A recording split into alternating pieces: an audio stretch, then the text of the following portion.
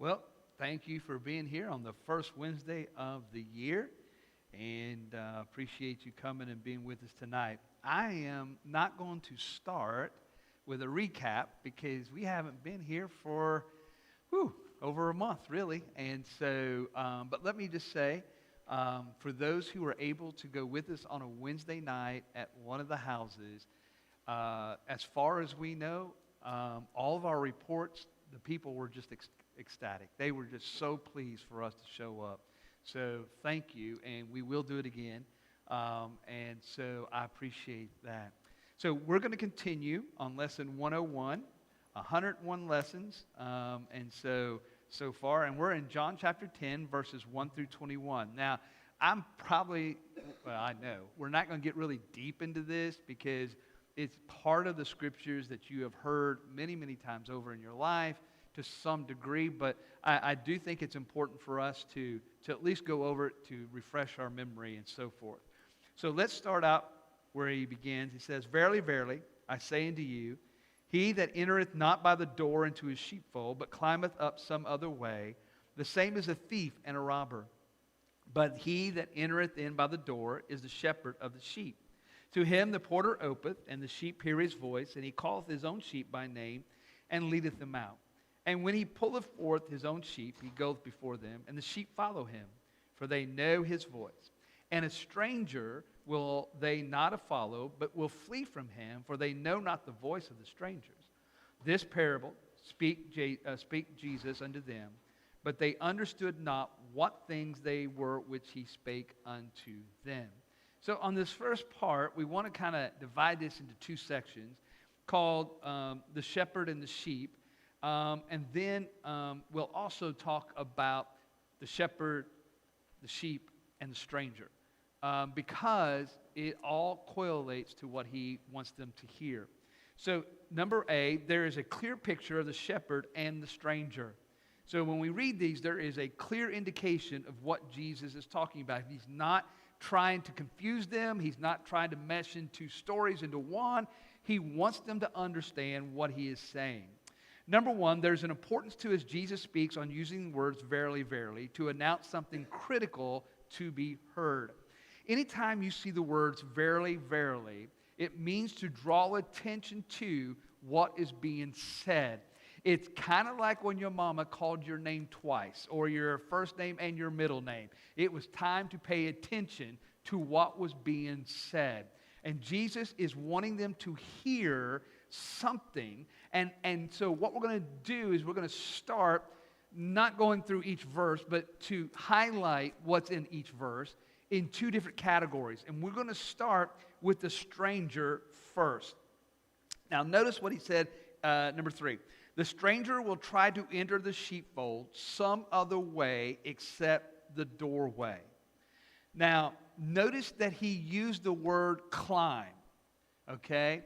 So he is referencing to from what I can, I guess, go through and try to figure out by historians and those who wrote about this from the perspective of the culture, is that he's speaking about a sheepfold that's in the town, not in an open field at this time.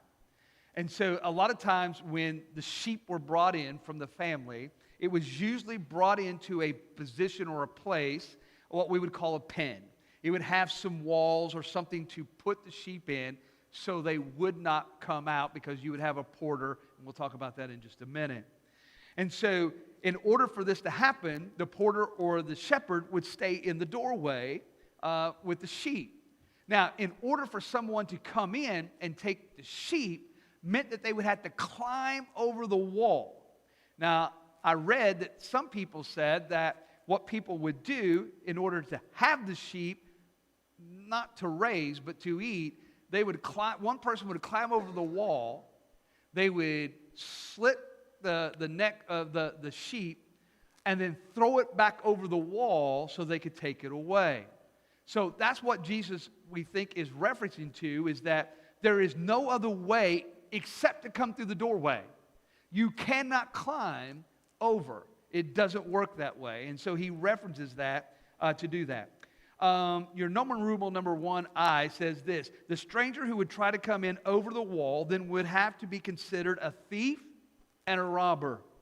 In other words, they are taking something that doesn't belong to them. And remember, he's talking about a stranger. Number 2 there. His intention is not entirely seen here. He's not entering based on the good motives to protect the sheep. So we'll later see some of the motives of this stranger. But for right now, we see that he's coming over the wall, but it's not for good intentions. Number 3, the sheep will not know the voice of the stranger because they are not familiar with that voice and have no established relationship with the stranger. Okay? So when somebody does get in and try to call the sheep by name, they're not going to respond because they don't know him. The next one means the sheep will not follow but flee from the stranger because, why? They don't know its voice. And then we have number 5. The stranger would represent someone like a false prophet, a false teacher, or a false leader whose aim is to hurt the sheep primarily for personal gain. So we're talking about a stranger who is trying to take the sheep, doesn't belong to him, and so he references that to be a stranger. Number 4, the true shepherd enters through the door because he has the authority to do so. So the shepherd that walks through the door has the right to do that, the authority to do that, because as we'll see, the sheep belong to them. Now the porter, who could be referred to as God or the Holy Spirit, opens the doorway for the shepherd to enter in to be with the sheep. Now, from what I could read from the culture, when you're in the city and you have some sheep, normally it might be the older children who would take care of the sheep at night, or they might hire someone to be the porter. Anyway, someone who will help take care of the sheep, but allow the shepherd to come in through the doorway and to stay there if he so desires. Number 2, the shepherd knows his sheep by name. Okay? That's very important because we saw the stranger, he ain't going to know their name. Number 3, the sheep hear his voice and know it. Okay? And then the next one is the sheep will follow the shepherd as he leads them out. Now, I have not seen this in person, but I would love to. I've seen it on different clips and everything else. But it's amazing that you could have, like 1, 2, 3 different shepherds who decide that they're going to take their sheep and put them in the same place. And the next morning when they come, no matter which shepherd shows up, when his voice is proclaimed for that sheep to follow him, his sheep know his voice and they walk out to follow him. The rest of the sheep stay there. And that's what he's talking about. He's talking about hearing the voice of the right person to be able to follow them. Your number 5 there, the shepherd leaves his sheep, loves his sheep, and takes care of them, whether through nurturing, right? Because he's going to take care of them. He's going to help them. Guidance.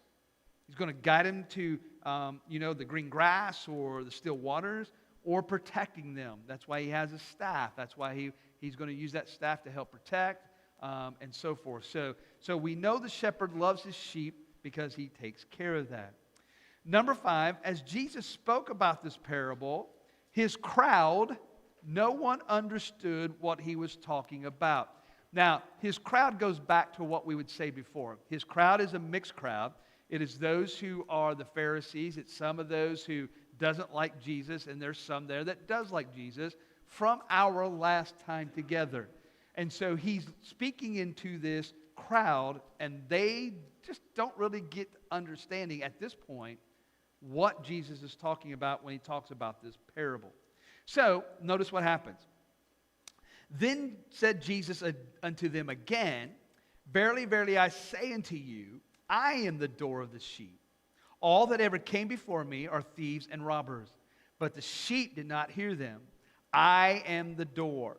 By me, if any man enter in, he shall be saved, and shall go in and out and find pasture. The thief cometh not, but for to steal and to kill and destroy. I am come that they might have life, and that they might have it more abundantly. So I just labeled this part 2. Because, again, Jesus is going to say to them, right, about what he just spoke about. So B, since they didn't understand the parable, Jesus will once again clarify the shepherd and the stranger. Okay? So he wants to clarify this one more time. Number 1, Jesus comes to them again with the urgency to listen as he states, verily, verily. Now, I know it doesn't show up here, but I want you to get the idea of long-suffering. I want you to get the idea that Jesus is willing to teach them again. You know, it would be very easy for Jesus to say, y'all just don't get it. I'm not saying anymore. That's not what he does. Think about this. How many times did we need the Lord to tell us or to show us something again, over and over and over, before we got it? Right? He gives us the opportunity, and that's what he's doing here. He's given the opportunity for them to listen. He doesn't write us off. He wants us to hear what we need to hear and respond the way we should respond. Now, number 3, for all the strangers who have become before the Lord are thieves and robbers, to include those who laid claim to spiritual authority over God's people without divine commission. Now, you got to go back before Jesus' time, right? And we'd have to go back through and see how many men had the divine commission or the authority from God to speak on his behalf. Now, you'll know that there are several. I know you're thinking of Abraham and Moses and all those. Yes, but there are other people that are not so popular, but God gave them the right, the authority to speak. Amos, Joel, many more that if I mention their name, you're going to say, who? Are they in the Bible? Right? He gave them the authority to speak on his name. What he's talking about are those who say they're speaking on God's terms and conditions and words, but they have no divine authority to do so. This would consist of false messiahs, religious leaders, or anyone else who sought to lead God's people without authority. Remember in the camp, there was a couple of people with Moses who decided that they didn't want to listen to Moses anymore, and they decided to do things, Korah and them decided to do things their way. They had no commission, no authority to speak from God. And God opened the earth and swallowed them. Okay? So he's very serious about this divine authority to be able to speak on his name. So, notice numeral number 1. They came to exploit the flock for personal gain. It's all they wanted.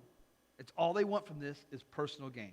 To lead God's people through illegitimate means or for selfish purposes. Okay? Let me just take a moment and jump back to Sunday morning. And then we'll see it again this Sunday morning, right? The book of Galatians. This is why Paul was really just broken. That these people were willing to go back into circumcision, the law, the rituals, things that is not really going to help them. They're adding to this, and you'll see this Sunday the purpose of that. It really wasn't about salvation. You know, it's about a personal gain. Number 2, they came to steal what rightfully belongs to God and his people through resources, worship, love, hope, peace, and much more.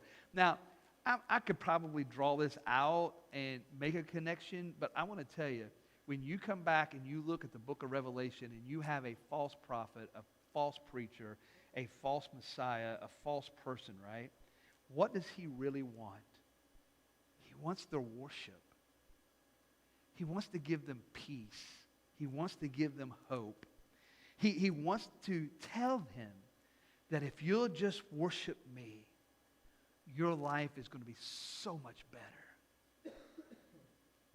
And so what Satan does is come to steal away the things that God had instituted for himself through his people. The third thing there is they came to kill, leading the sheep to spiritual or even physical destruction, robbing them of true life. That's the whole purpose.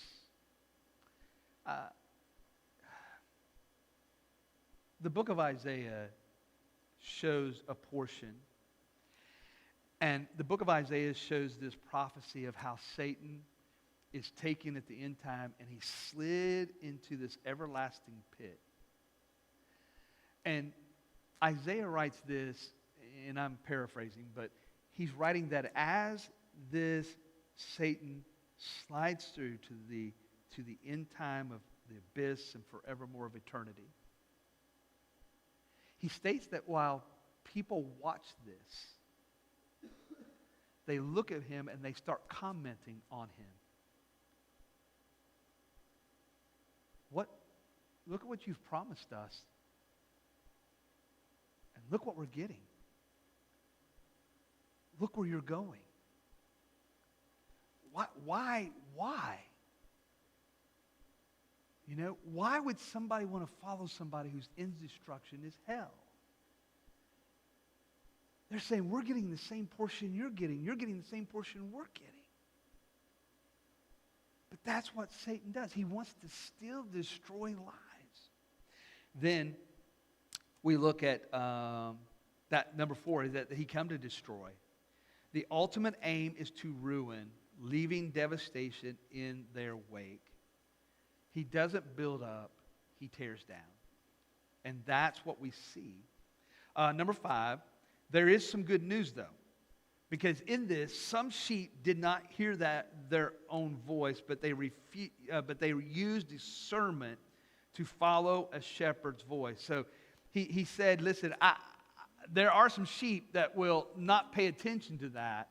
They will lead themselves to hear the discernment of that voice and then turn away. So number 4, Jesus changes his role as from a shepherd, right, to a door, to show that he is the only way to enter. A shepherd became the doorway for the sheep. Okay. Number 1, as the shepherd lays across the doorway, it allowed the sheep to come in over him. So just imagine you're a shepherd and the sheep's coming in. It doesn't matter. You can stand aside. They can walk beside you. You could lay in front of the door and the sheep will go over you. They are coming in and they know who you are, so you're not bothering them, right? But notice what he says. But for the stranger to come in, he would have to go through him. In other words, if there was somebody else who says they're the shepherd, but they're not, or they say that they're the sheep and they're not, you're going to have to get through that shepherd because that shepherd ain't going to let you in. Number 3, the shepherd becomes the door. Jesus also mentioned that he's the door to salvation. For anyone who enters in shall be saved. But there's more. The person, next one, number 3, the person who comes in by the doorway finds freedom and provision provided by the shepherd. Okay? So those who come into the sheepfold through the door, through Jesus, who's the shepherd, right? We find freedom and provision. We get to go in, we get to go out, we get the provision of the field, or what we would call blessings, and we can see that. Number 4, the person who comes in enjoys an abundant life. That's the whole connection, right? To have an abundant life connected to God, full of richness, purpose, joy, blessings, and experience both now and into eternity. So the provisions that he gives us, we get to enjoy not only here on this earth, but of course they'll be doubly good in heaven because how wonderful it will be. But he doesn't stop there. He is the door. He says, I am the door. Then he says this, I am the good shepherd. The good shepherd giveth his life for the sheep, but he that is a hireling and not the shepherd, whose own the sheep are not, seeth the wolf coming and leaveth the sheep and fleeth. For the wolf catches them and scattereth the sheep.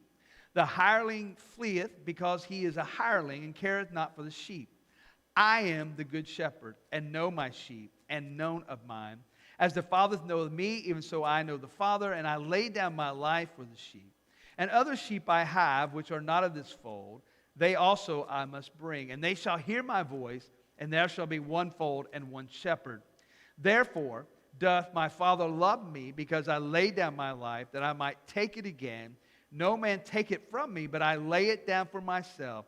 And I have power to lay it down, and have power to take it again. This commandment have I received of my Father. So now we're going to look at the good shepherd and the hireling. Okay, C. Jesus takes it a step further in explanation how the good shepherd and the hireling contrast to one another. So let's look at this contrast, and we're going to look at 6 different areas in both the hireling and the good shepherd and see how they differ. So let's start with the hireling. So what is the motive of a hireling? Well, we've kind of already said it. As a hireling, he's only thinking of his self-interest and personal gain and wages. That's all he cares about. What can I get out of the sheep? What do I exploit them for that I might receive? Okay? So we see that. So what is the relationship? Well, a hireling is not the owner of the sheep. That's what he said. He's not the owner. He has no authority over them. He cares not about them. And so he doesn't really care. So what's the response to danger? Well, Jesus said that when there's danger coming, the hireling flees from the sheep. So when the hireling, who really don't care about the sheep because he's all in it for himself, sees a wolf coming, he runs. He doesn't protect the sheep. He doesn't care about them, right? So what is the outcome? Well, the hireling flees, doesn't have fleas, but he flees, allowing the wolf to catch the sheep as well as scatter the sheep. Okay? So as he runs, some of the wolf will catch some to destroy them, but the rest of them will scatter. And what's his authority? Well, he has no authority over the life or death. He really doesn't care about whether they live or die. He runs in fear because he really don't care about them. Because what he's going to do, he's going to look for the next sheep that he can take advantage of or the next flock that he can take advantage of. So he really doesn't care. So let's look at the 6 things from the Good Shepherd, number 7. So the motive for the Good Shepherd thinks of the sheep with selfless devotion and sacrificial love. Think about that. How he says, I am the Good Shepherd, and he talks about his selflessness, right? His sacrificial love that he wants to give to the sheep. The relationship. The Good Shepherd is known by his own because he is the rightful owner, not for legal possession. In other words, Jesus doesn't say, well, this is what I own, and I own them because I want to own them, and I'm going to treat them the way I do. No, he owns us because out of love, right? And because of that love, he gave his life for us. And so we see that it's a much different relationship. And so in response to danger, the Good Shepherd says that he lays his life down for the sheep. In other words, Jesus, when the wolf is ready to come, he's willing to lay down his life to protect his sheep. He wants to protect them and guide them, right, in a way that he's able to confront and protect those that attack the sheep. And what's the outcome? Well, the Good Shepherd is not only the shepherd, is the only shepherd, right? There's only one. There's one flock with other sheep, Gentiles. He has sheep that they don't even know about. Now, if he would have said that, oh boy, in the crowd that he was in, that would really set them aflame. Because this Jewish population doesn't really believe, right? We've seen it in the past. They think because they belong to Abraham, they're Jewish, they get all the props. But Jesus says, I have other sheep, and you don't even know about them. And we're going to have other sheep come in, but I'm going to tell you right now, we're not got two different flocks. There's one flock, and there is one shepherd. And the Bible is very specific about this. There is one God, one Lord, one Spirit, one baptism, one family. That's just all there is. And so there's one that we belong to, okay? So, but it seems like because of this, there's division as we see our next one. There was a division thereof again among the Jews for these sayings. Remember, I told you they're not going to like this. And many of them said, he hath the devil and is mad. Why hear ye him? Others said, these are not the words of him that have a devil. Can a devil open the eyes of the blind? Okay. So we see that there's a division among them. So let's look at D. Jesus' teaching did not bring agreement among the people, but brought division. Well, what did Jesus say that he was going to do? He said, you know what? I've come to this earth and I'm bringing division. And I don't know about you, but this is a good division. It means that there are a division of those who are saved and those who are not.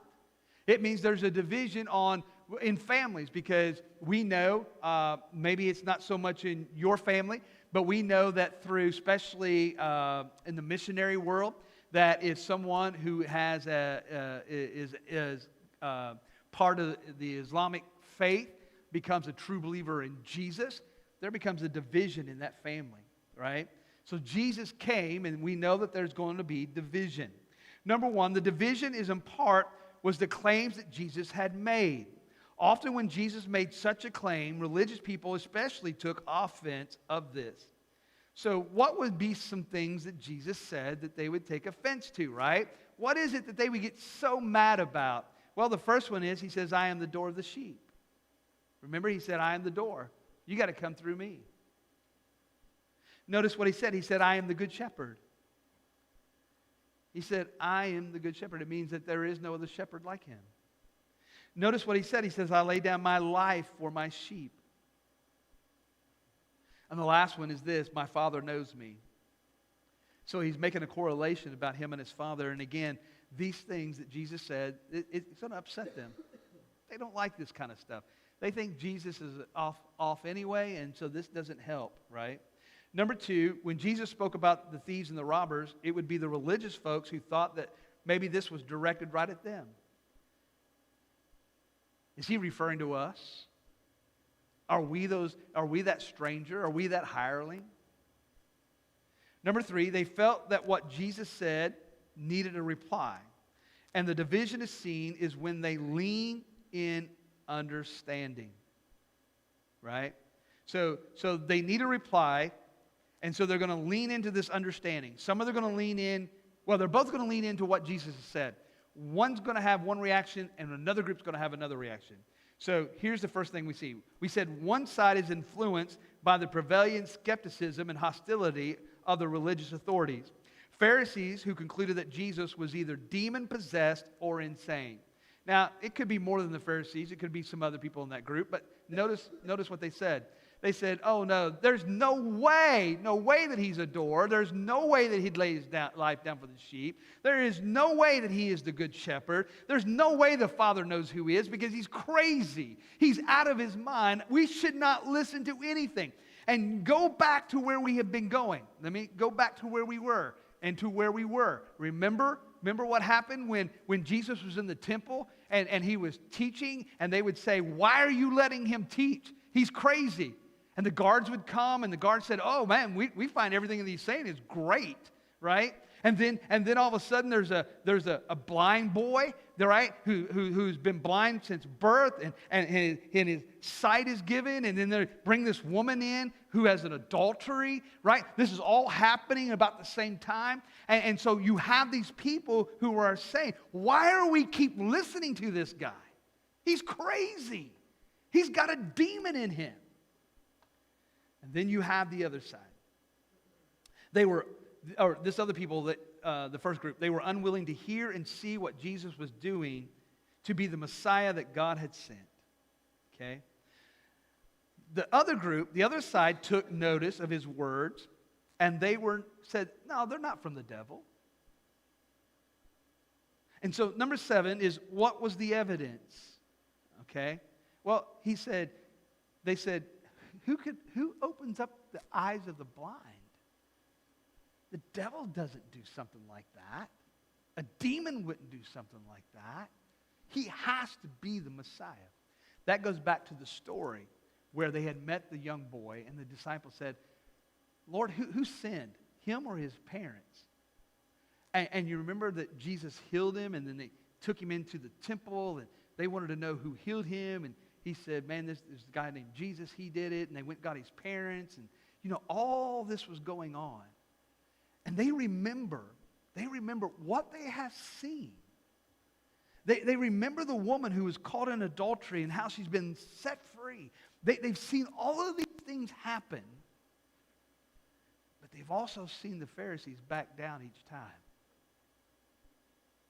And they said, there is no way that this guy could be the devil. There is something that he says and he does that makes a difference. But here's what we do know. We are moving closer. I know we're on lesson 101. And we've probably got another 200 and some to go. But we're moving closer and closer to the cross. And each time we take another step toward the cross, this group of people and the religious people will continue to behave in such a way that they will do anything they can do to tear down Jesus. Now, I know for us, we could think about that and our blood can begin to boil, right?